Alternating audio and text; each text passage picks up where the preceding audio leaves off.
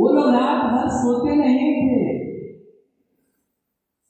कि अब तो हमारा जो सुख सुविधा वाला एसी वाला ऑफिस जो मिला हुआ है ये सब छीन जाए।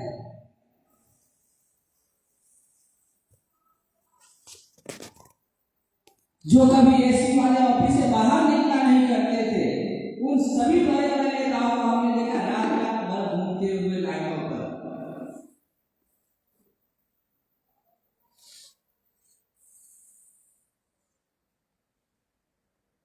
और ये ऐसे नहीं हुआ दोस्तों, इसके लिए बहुत लंबे समय का संघर्ष है और निस्वार्थ भाव से किए गए काम है। इसमें सबसे बड़ा योगदान जो हमने नींव मिलाने का काम किया है हमारे ट्रैक मेंटेनेंस कैडर के साथ हमारे रनिंग स्टाफ के लोको पायलट साथियों का सबसे बड़ा योगदान। हमने एक और चर्चा किया था कि जो लोको पायलट है और ट्रैक मेंटेनर है उसका संबंध हड्डी और हमारे मांस से शरीर का। आपका हड्डी है लेकिन मांस नहीं है फिर भी नहीं काम चलेगा, मांस है और हड्डी नहीं है फिर भी नहीं काम चलेगा। तो रेलवे के लिए जब हम हड्डी है रीढ़ है तो बसल्स भी हमारे लोको पायलट है और उन्होंने अपने संगठन की निस्वार्थ भाव से जो कार्य नहीं हमारे ऊपर कभी कोई प्रश्न चिन्ह करे हुए थे, बहुत सारे संगठनों ने लोको पायलट साथियों को भड़काने का काम किया, बोलने का काम किया कि भाई उसके पास कुछ नहीं, क्यों जा रहे हो, क्या करना है। लेकिन दोनों दलालों को और अन्य संगठनों की सारी गतिविधियों से हमारे लोको पायलट साथी अवगत थे। उन्हें नहीं पैसे की चिंता है, नहीं कोई पद का चिंता, उन्हें सिर्फ कर्मचारियों की चिंता थी। इसीलिए ट्रैकमेंट अपने संगठन के साथ जुड़ने का काम किया, लड़ने का काम। और मैं आगे भी चाहता हूं कि इसी प्रकार से हम जहां भी मजदूरों की बात आएगी, जहां भी आंदोलन करने की बात आएगी, हम लोग एक साथ कदम से कदम मिलाकर लड़ने का काम करें। हमारी जो स्थिति थी चुनाव में, ये दोनों भ्रष्टाचारियों को समझ में आ गया कि मेरा कुर्सी छीनने वाला है। जब कर्मचारियों ने इसे दुत्कार दिया था, नकार दिया था, तब जाकर इन्होंने साजिश कर हमें बाहर करने का, क्योंकि इनके पास सरकार का सपोर्ट था और सरकार ये नहीं चाहता था कि ये दोनों दलाल छोड़ करके कोई तीसरा क्रांतिकारी आकर के हमारे साथ बैठने का काम करे और हम जो रेलवे को बेच रहे हैं तो उसे क्या कराने का काम और पूर्ण समर्थन दे करके हमें चुनाव से बाहर करना। लेकिन हमें चिंता करने की कोई आवश्यकता नहीं दोस्तों। मैं मंच के माध्यम से बता देना चाहता हूँ, आप लोगों ने जो दिन रात इकट्ठा करके मेहनत करके जो संघर्ष किया चुनाव में, जिस काम को सफल बनाने के लिए, वो हमें आज न कल मिलने वाला है। आप लोगों ने जो मेहनत किया के लिए हमारा संगठन की मान्यता में और आना चाहिए। याद रखिए दोस्तों, मुझे पूर्ण विश्वास है कि आने वाले समय में सीआरपी को मान्यता मिलेगी, क्योंकि कोर्ट ने साफ कर दिया है कि इन्हें गलत तरीके से बाहर किया गया है। या तो री इलेक्शन कराओ या तो रीपोलिंग कराओ। रेलवे के कहना है कि मेरे पास पैसा नहीं है, मैं क्या करूं? अरे पैसा नहीं तो मुझे बाहर क्यों किया भाई? किसी को चुनाव से बाहर करना संवैधानिक अधिकार है क्या? आप संविधान को हनन करने का काम किए, उनके अधिकार को हनन करने का काम किया।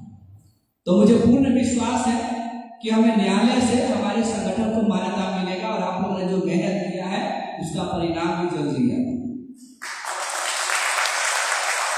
दोस्तों,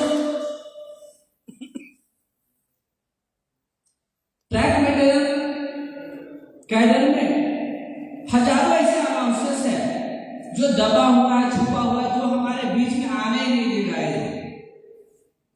बहुत सारे ऐसे अलाउंसेस है जिसकी हमें जानकारी ही नहीं मिलती।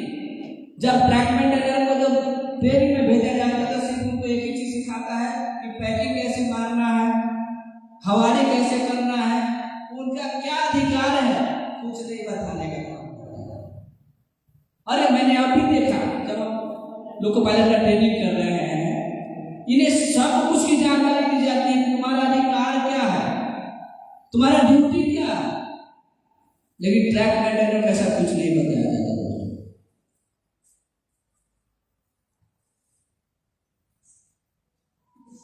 इसी के कारण हमारे पूरे अधिकारों का हनन है, हमारा छीना जा रहा है, जिन्हें हम जानकारी मिली। उसी में से एक ऐतिहासिक कार्य CRTO का है।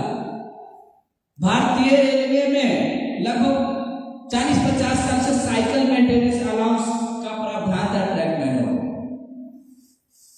देश के किसी भी जोन में साइकिल मेंटेनेंस अलाउंस कोई जानता भी नहीं था, लेकिन यही CRTO है, यही हमारे नागरिक मंडल पदाधिकारी लोगों ने कहां से ढूंढ कर खोज कर निकाला और साइकिल मेंटेनेंस अलाउंस लागू करवाने का काम किया। साथ ही उनका जो पीछे का एरिया से उसको भी दिलाने का काम किया। ये CRTO की सबसे बड़ी सफलता है। और जब CRTO ने किया, देश के सभी जोनों में सभी पदाधिकारियों को सब डिमांड कर देश के तमाम जोनों में लागू किया जाए। नागपुर के साथ में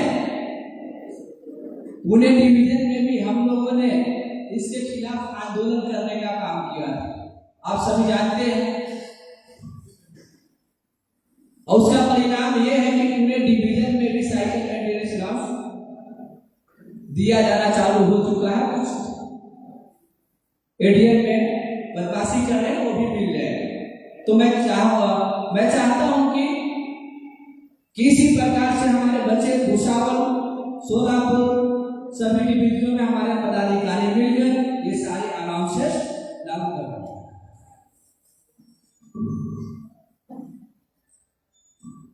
दूसरी, आप लोग मैंने बताया था कि हमारे ट्रैक में क्या स्थिति है। एक ऐसा समय था कि कोई PWI आता था तो गाली के मुंह से बात करता था। उसके आते आप खाना खा रहे हो, खाना से उठ करके फटाफट पंजा मारना पड़ता। हम लोग मुकदम से आगे ऊपर नहीं जा पाते थे, जो चाहे वो मनमानी करने का काम करता था प्रशासन, PWI, ADL गाली के मुंह से बहुत बोलता। और अभी भी कुछ जगह पर है दोस्तों, आपको जानकारी होगा, थाने SSC में हमारे 5 ट्रैक मेंटेनेंस साथी को PWI ने खड़ा करा करके गाली देने का काम किया।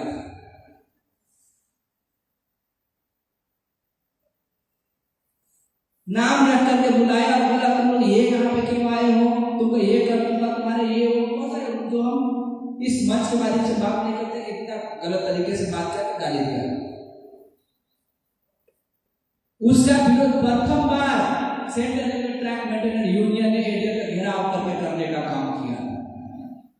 आज उसकी सफलता है कि मुंबई मंडल में किसी भी PWI को यदि एक मुंह से गलत किसी ट्रैक मेंटेनेंस को निकल जाता है तो वो माफी मांग लेगा वहीं पर कि भाई ये CRTO वाला के पास पता ना चल जाए। ये तो सच बात है। यदि धोखा से निकल भी जाए तो उनको दिमाग में ये रहता है CRMS को ये किसी को पता चल जाए, लेकिन CRTO वाला को पता नहीं चले कि हमने गाली दिया था, हम सब निकल। उसके बाद ये सारा सिस्टम ही बंद होने का काम। ये भी हमारे लिए बहुत सम्मान की बात। आपको पैसा मिल रहा है, आप सब कुछ से भरपूर है, लेकिन यदि आपको सम्मान नहीं मिल रहा है वो पैसे का कोई मतलब नहीं। तो ये सम्मान हमारे central railway track maintenance union और आप सभी साथियों का यूनिटी, एकता का परिणाम। दोस्तों, ट्रैक मेंटेनर एक ऐसा कैडर है जिसमें मैंने बताया था कि आप लोगों का अधिकार क्या है ये पता है ही नहीं, तो हम पता कैसे चले कि मेरे साथ गलत हो रहा है। तो एक ऐसा समय हुआ करता था कि पीडब्ल्यूआई के चहेते लोग भी होते हैं, बहुत सारे होते हैं, आप लोग जानते भी हैं।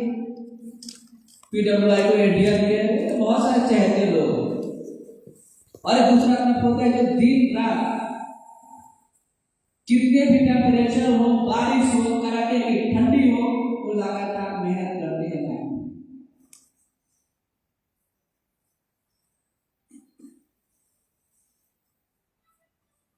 मेहनत करते हैं। और एक दूसरे तरफ होता है जो आराम से कभी लाइन पे भी नहीं गया और उनका अच्छा खासा समय कट रहा है, प्रमोशन नाइट भी सब कुछ मिलता है नाइट। तो वही उसी स्थिति में क्या हुआ था, जितने भी चहेते लोग थे उनको प्रमोशन दिया जाता था, और जो बेचारे लाइन पे मर रहे थे जिंदगी भर लाइन पे ही मरते रहते थे। नहीं उसको 1900 मिलता था, ना 2800 कुछ मिलता था। ऐसा ही हमारा एक बार मुंबई में हुआ कि जितने भी सीनियर लोग था उन्हें 2800 नहीं दिया, और 10 आदमी को 11 में वाला 10 11 को वाला प्रमोशन मिल गया, 10 11 मिल गया, और 4-5 प्रशासन के लोग हितैषी लोग हैं उनको मिल गया। जब हमें मिली इस जानकारी, जब सीआरटी को यह जानकारी मिला, तो मुंबई मंडल में एडीएल लेवल पर 12 बजे से 5 बजे तक सबसे बड़ा हम आंदोलन करने का काम किया। उस आंदोलन में रेलवे के सभी प्रशासन ने ट्रैक मेंटेन को रोकने का काम किया। छुट्टी मार देंगे, आप तुमको 4 सीट दे देंगे, बहुत इंपॉर्टेंट काम है, मतलब कि रोकने का बहुत सारी परिस्थिति होती है, इंपॉर्टेंट है तुमको नहीं देंगे, छुट्टी नहीं देंगे। उसके बावजूद भी लगभग 500 ट्रैक मेंटेनरों ने पनवेल एरिया का घेराव करने का काम किया।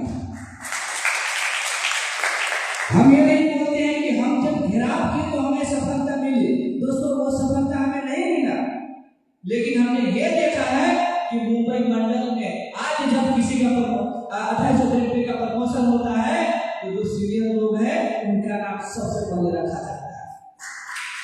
आंदोलन यही है कि हम जब आंदोलन करते हैं हमें उस समय परिणाम ना मिले, लेकिन आने वाले समय में उसका असर होता है। आज मुंबई मंडल में हमारे अध्यक्ष सुशांत जी बोल रहे हैं कि थाने में जब 2800 का लिस्ट बन रहा था, उसमें बहुत मुख्य हितैषी लोग थे जो दोनों यूनियन का प्रशासन था, लेकिन वही आंदोलन पनवेल वाला आंदोलन याद था उन्हें एडीएम को। उन्होंने बस बोला कि नहीं यार हम ऐसा कुछ नहीं करने वाले हैं, हम सीधे से दे देंगे। ये भी हमारे सीआरपी का सबसे बड़ी सफलता है, और ये आप लोगों का यूनिटी का सबसे बड़ी सफलता है। दोस्तों आपने देखा कि मुंबई मंडल में या खम्मत रेलवे की बात बोलते जो कमर्शियल में है, ऑपरेटिंग में है, जितने भी ग्रुप डी कर्मचारी आए हैं, जो एक सीढ़ी होता है उस सीढ़ी को पास करके सेम हम लोगों ने दौड़ने का काम किया, परीक्षा हम लोगों ने सेम देने का काम किया, लेकिन उसे पॉइंट्स मिल जाता है, कमर्शियल मिल जाता है, तो 1 से 2 साल में चले जाते हैं स्टेशन मास्टर गार्ड किसी मतलब तो ऑप्शन छोड़ते। मैंने देखा ट्रेनिंग में, हमारा भी एलपी के ट्रेनिंग में है, पॉइंट्समैन लोग चला गया है और उनका कहना क्या है कि हम तो नहीं रहेंगे, मेरा गार्ड का आ गया मैं गार्ड में चला जाऊंगा, टीसी में हो गया मैं टीसी में चला जाऊंगा। तो उनके पास ऑप्शन छोड़ने का ऑप्शन है। लोग पहले छोटे हो जाएंगे, अपना मौज मस्ती के लिए ट्रेनिंग करेंगे, और दूसरी तरफ हम ट्रैक मेंटेन करें, हमें मौका नहीं। विभागीय में 20% का हमारा रास्ता और जीडीसी निकालता नहीं है, और जो जीडीसी निकालता है वो कैंसिल कर देता है। कैंसिल इसलिए करता है कि जीडीसी में ज्यादा ट्रैक मेंटेनर जाएगा। भाई ट्रैक मेंटेनर जाएगा तो अपने योग्यता से जाएगा ना कि मेहरबानी से जाएगा? और जब योग्यता से जाएगा तो अच्छा होगा ना। रेलवे को एक कुशल कर्मचारी मिलेगा। रेलवे को क्या चाहिए? कुशल कर्मचारी चाहिए ना। तो जब कुशल कर्मचारी उनको चाहिए तो हमें ट्रैक मेंटेनर को परीक्षा में क्यों नहीं बैठने दिया जाता है? कोई भी वैकेंसी आता है उसमें लिखा रहता है कि कमर्शियल ऑपरेटिंग और डिपार्टमेंट कर्मचारी एलिजिबल है, लेकिन track maintainer is not eligible लिखा रहता है। अरे हमने गुनाह क्या किया है? ट्रैक मेंटेनर हमारी गुनाह यही है कि कितना भी कड़ाके की सर्दी हो, बारिश हो, गर्मी हो, हम उस पर काम करते हैं।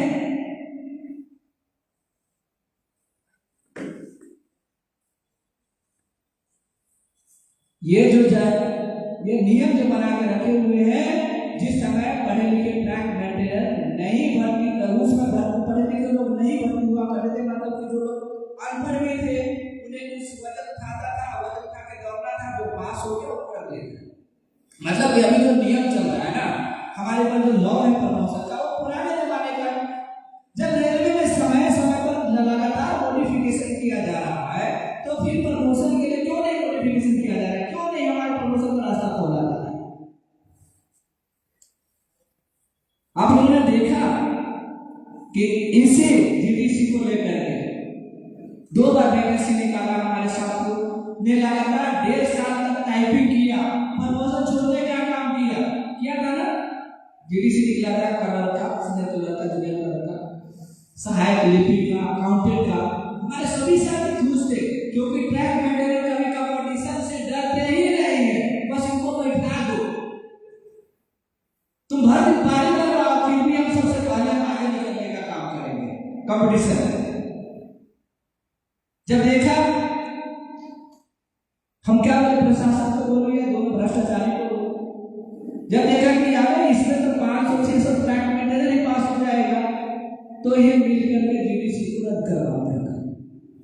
जीडीसी रद्द कर दिया गया ना, किया था ना। 2-2 साल 3-3 साल टाइपिंग किए, तैयारी के लिए, पल भर में हमारे सपने को चकनाचूर कर देता था। आपको याद हो, रद्द करने के बाद कोई भी संगठन खड़ा हुआ था? नहीं हुआ था ना। सिर्फ central railway track maintainer union ने इसका विरोध करने का काम किया, क्योंकि इनको ट्रैक से मतलब है नहीं। ट्रैक मेंटेनर क्या, हम जीडीसी और डिपार्टमेंट के लिए था, सीएनडब्ल्यू के लोग थे, एसएनटी के सभी कर्मचारी थे, लेकिन इनको तकलीफ है ट्रैक मेंटेनर से। और उसके खिलाफ हमने आंदोलन किया था, और वो इतना बड़ा आंदोलन हुआ जो मध्य रेलवे के इतिहास में कभी भी ऐसा नहीं हुआ। जितने भी यूनियन जाते हैं आंदोलन करने के लिए तो फूल माला लेकर के जाते हैं जीएम से मिलने के लिए, उनको चैम्बर पे जाना पड़ता है। लेकिन यही central railway track maintainer union है जो प्रथम बार इतिहास में प्रशासन को नीचे उतरने के लिए मजबूर किया। और इस बात का मैं नहीं बोल रहा, ये पुराने जो लोग थे वो बोल रहे हैं कि आपने इतिहास रख दिया कि ऐसा कभी नहीं हुआ था। प्रशासन आपके पास आकर बात करें। हमने 8 बजे रात तक रोकने का काम किया था, और ये सेंट्रल रेलवे के नेतृत्व में, ट्रैक मेंटेनर के नेतृत्व में, आप सभी साथियों के यूनिटी से और एकता की वजह से, आपके संघर्ष की वजह से इस सफलता मिली थी। दोस्तों, हम ये नहीं बोल रहे हैं फिर से कि हमने संघर्ष किया, आंदोलन किया तो हमें सफलता ही मिल गई। हमें सफलता नहीं मिला, लेकिन प्रशासन को ये दिमाग में जरूर है कि यदि आगे से यदि इस प्रकार से कोई कदम उठाएंगे फिर हमें इनका वही रूप देखना पड़ेगा जो हमने 25 सितंबर को की। और उसका केस भी चल रहा है। दोस्तों, मुझे पूर्ण विश्वास है कि शायद हमारे पक्ष में आएगा, इसका परिणाम आएगा। कोर्ट का मैटर है, अपने हाथ में तो है नहीं, अपने हाथ में आंदोलन था, और हमने आंदोलन इतना बड़ा कैसा ऐतिहासिक बनाने का काम किया। दोस्तों अंत में जो संगठन की सबसे बड़ी ताकत होती है, जो संगठन का रीढ़ बोली, वो होता है सदस्य, मेंबर्स।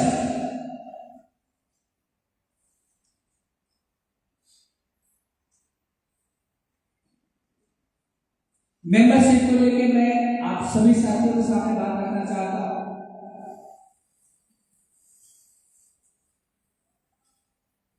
हमें अभी तक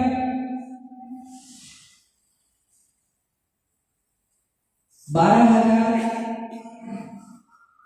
मेंबरशिप की जानकारी हमारे पदाधिकारी तक दी गई है और भी 2-3 डिवीजन बाकी है। हमारे संगठन के 12,000 अभी वर्तमान में मेंबरशिप। और मैं निवेदन करूंगा कि हमारे जो कैडर, तो हम पहले तो कैडर में थे, लेकिन अब तो हम और कर्मचारी को लेकर के हम चलने का काम करेंगे। हमें सभी साथियों को मिल करके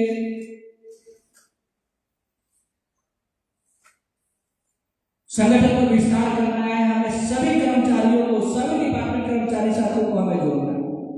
और दोस्तों हमारा अगला लक्ष्य है, आगे की रणनीति है कि सबसे पहले तो 16 डिवीजन को मजबूत करना।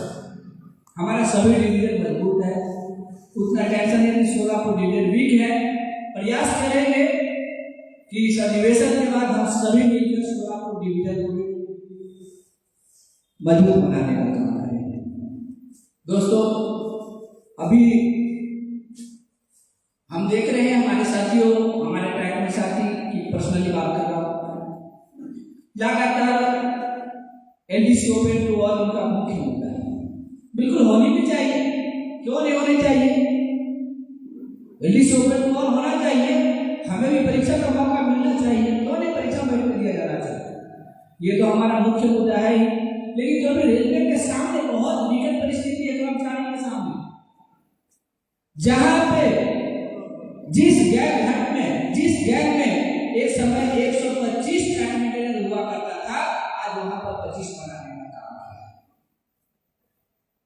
दूसरी तरफ रेल कितना बड़ा है, उससे 4 गुना बढ़ गया, स्पीड 4 गुना बढ़ गया, लेकिन हमारा जो डिस्टेंस है उसको कम कर दिया।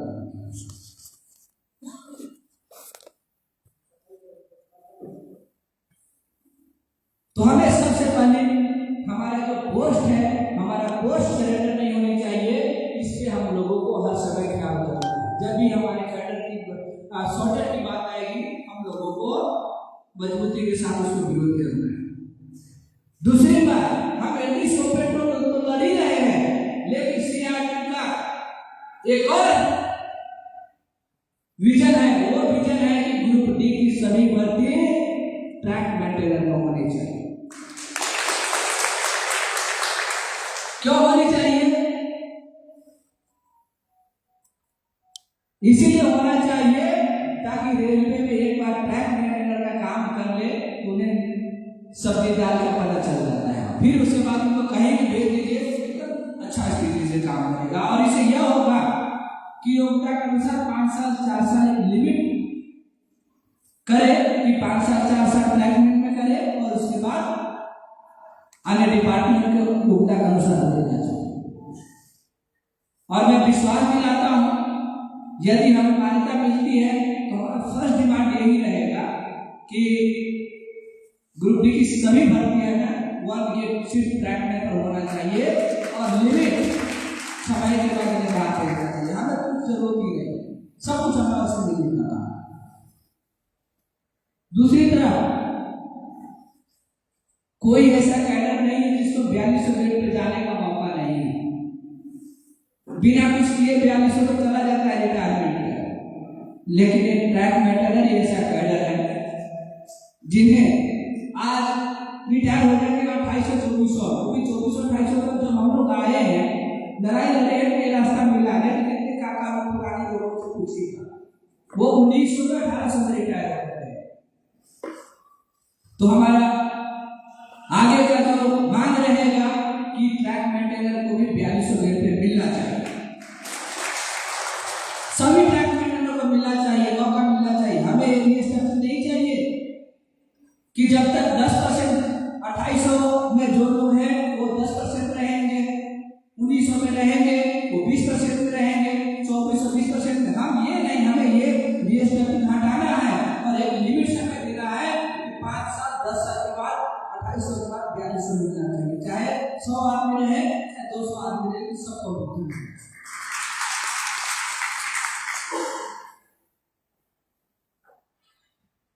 मैं ये अंतिम जनरल सेक्रेटरी रिपोर्ट को समाप्त कर रहा हूं और आप सभी साथियों को मैं धन्यवाद देना चाहता हूं कि आप सभी साथी ने इस रिपोर्ट के शांतिपूर्ण तरीका से सुनने का काम किया और कोई इस सारे जो हमने सुझाव दिए हैं इस पे कुछ आप लोगों का विचार विमर्श है, तो सभी साथियों को, सभी डेलीगेट साथियों को एक लिमिट समय दिया जाएगा। आप सभी सुझाव जरूर देने का काम करेंगे। धन्यवाद।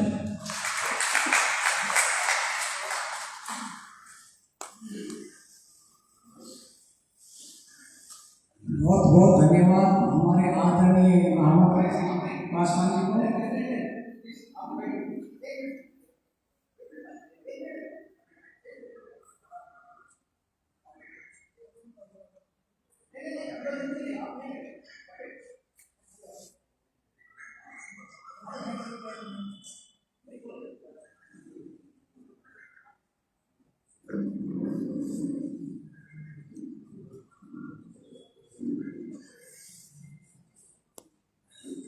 धन्यवाद रामदेव जी। अपने बीच हर कदम पे साथ देने वाले जो इलेक्शन की पीरियड में हम देखे हैं, उनका जज्बा रिटायर होने के